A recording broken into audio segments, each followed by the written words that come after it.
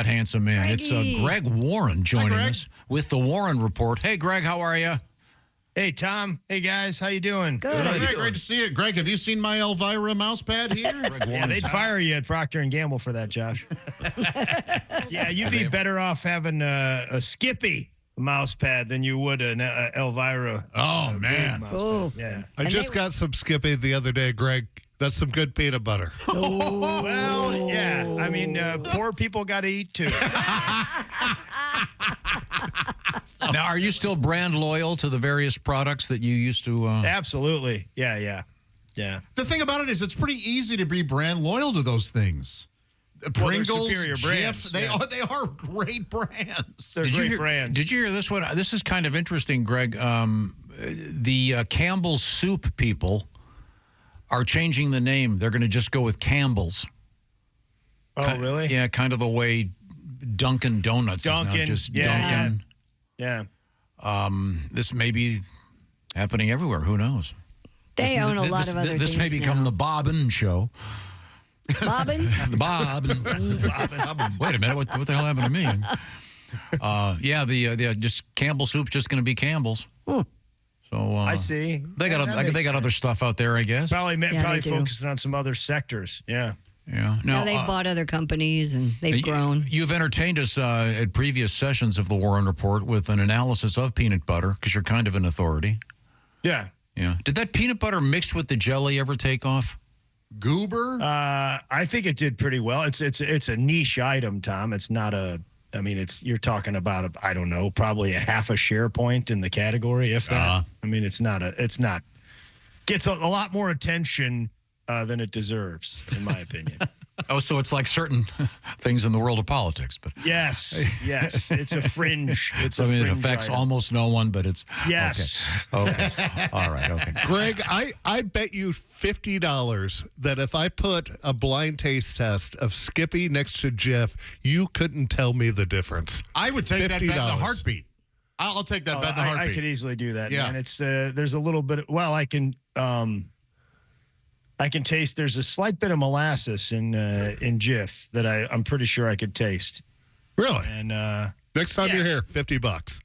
We're doing it. And I know what poverty tastes like. Now, Greg, I know that you have actually prepared something. But before we get to that, I have. Do you know what percentage of peanut butter sales are crunchy versus smooth? 4-to-1 smooth to crunchy. These are late 90s numbers. I would guess that they hold up. But yeah, 4-to-1 creamy over crunchy. Yeah, I cannot stand crunchy. I found something out over vacation. My husband went to the store and bought super crunchy peanut butter. It's just peanut. You're going to shell of yourself.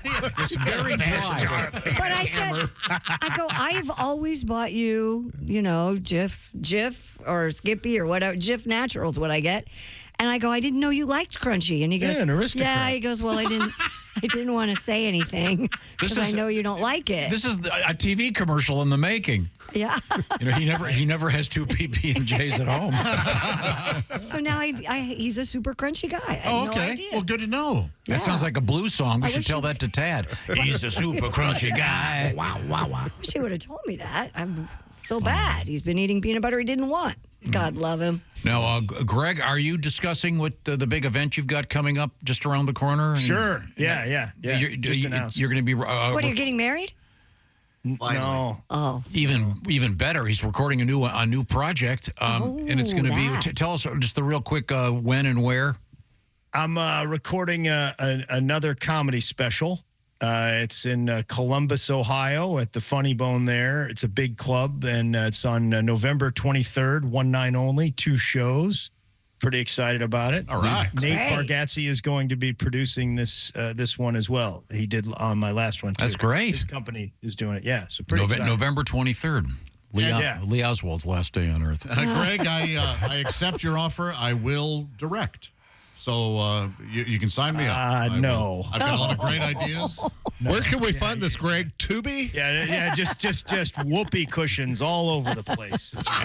Hey, you want laughs or not? Yeah, you want laughs. Greg is the man behind 2 other great specials that are out there, Where the Field Corn Grows and the salesman. And suitable for everybody. Great stuff. Great stuff. Well, no, I know you've prepared something for today, and I've been accused of bulldozing your topics by not letting you get to them. So today, I feel free, ready, go. Okay. We are, thanks for that intro. We're going to talk today about the San Diego Chicken. Yeah. The first mascot in professional sports. He's been on the show. Mm-hmm. That's amazing. Yeah, he's been here. That's amazing. Yeah. But he can't call himself that anymore. Well, No, he's the fabulous chicken or the famous chicken, I believe now. Okay. Yeah. He's Ted not still Giannoulis is the guy we're talking about. He was a 20-year-old J school student at San Diego State University, and What's the radio J school? station Journalism? journalism. Oh, school. we know nothing about that. No, for a second, I thought it was a Jesuit thing for a second there. No, because the Jesuits are the best. Yeah, I went to J school. I have a degree in journalism. He was just a kid, and the radio station KGB. They asked him if he wanted to dress up like a chicken and hand out Easter eggs at the San Diego Zoo for $2 an hour. And he said yes. Yeah. And then they were like, hey, you should just go to the ball game. Buy a beer, buy a hot dog, just go to the ball game in your chicken suit. And he loved baseball, so he did. And he just sort of kind of became another person in the chicken suit. And he would go down, eventually just started going down on the field and messing with the players and the umps. And attendance doubled. They had the worst attendance in the league, the Padres, and attendance doubled. Wow. People really liked it. And he started going to the San Diego Clippers basketball games, and he got very popular. In 1976, the San Diego Evening Tribune had like a sports MVP award for the year. It did not go to Charlie Joyner for the Chargers. It did not go to Cy Young winner Randy Jones for the Padres. It went to the chicken. Yeah. All right. Also in 76, there was Elvis was doing a concert in San Diego, and the chicken was dancing in the aisles. And at one point, the king couldn't take it anymore. He had to stop and doubled over in laughter. At least he didn't try to eat show. it. Get that chicken up here. I'm hungry. Give me some Put crunchy. some peanut butter on that chicken. Yeah, give me the crunchy. Crunchy, baby. In 1977, Bowie Kuhn was in town. Bowie was the commissioner for MLB. And he called up the Padres, and they were like, hey, I'm the commissioner. I'm in town. You want me to throw out the first pitch? And they were like, nope, the chicken is scheduled. Yeah. And when the chicken threw the first pitch out, he had a lot of antics that now you would be like, oh, yeah, mascots do that. But he was the first mascot. So he used the rosin bag as deodorant. Oh, He yeah. got down on all fours and groomed the mound. That's real good. Real good. Yeah, in 1978 at the Holiday Bowl is a bowl game that's played in San Diego. That was the first year of the Holiday Bowl, and the chicken showed up, and they tried to kick him out, and the fans revolted and said they just started chanting, "We want the chicken." I've been known to chant that sitting in a churches. Yeah. Like, sir, you can Been come up known and to- order anytime. You don't have to just sit there pounding your plasticware. Would somebody just tell this guy that's just sort of what we do here? You don't have to. In 78, Ted Turner, of course, owned the Atlanta Braves. Turner tried to trade a backup catcher to the Padres for the chicken. How'd you like to be that guy? And the Padres said, we don't own the chicken. He's not affiliated with the Padres. He's affiliated with a radio station. So Turner said, okay. He offered the chicken $50,000 a year to come to Atlanta and be a different mascot. Chicken said no. He offered him $100,000 to come to Atlanta, be a mascot. That's big money in 78. Yeah, it is. And he told him he could have a TV show and an office next to Hank Aaron. Yeah, and the mayor of San Diego and all the San Diego people pleaded with him to stay in San Diego, and he's a loyal guy, so he did. They raised his pay to $50,000 a year, making him the second highest paid guy at the radio station, and he had the same salary as Padres pitcher Bob Shirley. That's amazing. Wow. Man. Yeah, Tony Gwynn. You guys familiar with Tony Gwynn, sure. right? At that time in the late 70s, he was at San Diego State he was a two-sport star athlete. I think he played basketball as well as baseball. And he said he would go to the Padres games, and he said it was awesome because Dave Winfield and Ozzie Smith were there. But more importantly, he liked the chicken. And then that radio station went from number 5 to number 1 just because of the chicken. Huh. But guys, things take a turn sometimes. Sure, yeah. In 1979, the chicken was going all over. He was not just, doing Padres games. He was doing an NBA game, and he didn't wear his KGB logo. And the radio station got mad, and they sued him for breach of contract for like $250,000, and they fired him. My gosh, you'd think they would just go, hey, next time, please don't forget the logo. Yeah.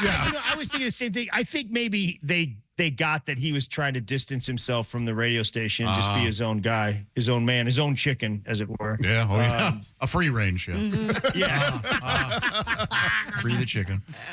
And so they fire him, and they put another employee in the chicken suit, and that employee goes to the Padres game, and all the Padres fans know that it's not Giannoulis, so they boot him off the field. Get out of here, you fake chicken. Yeah, exactly. They're, get out of here. You're not the chicken. You're not the chicken. You're not the chicken. I say that when I'm sitting in a Taco Bell.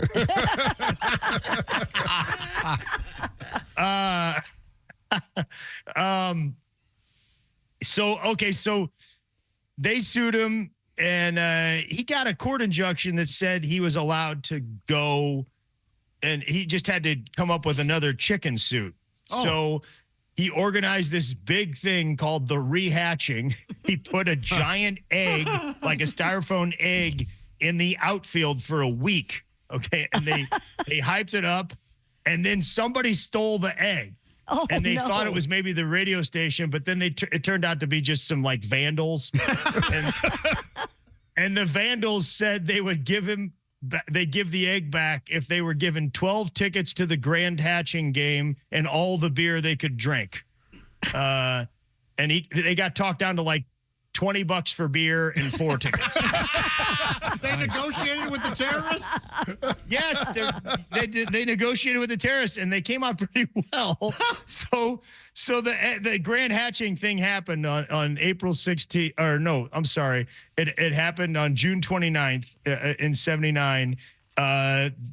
You could watch it on the internet. Like the players are involved. The players, like, he comes in with armed guards on his truck. The egg comes in, and then the players like lift the egg off, put it on the field, and it starts shaking.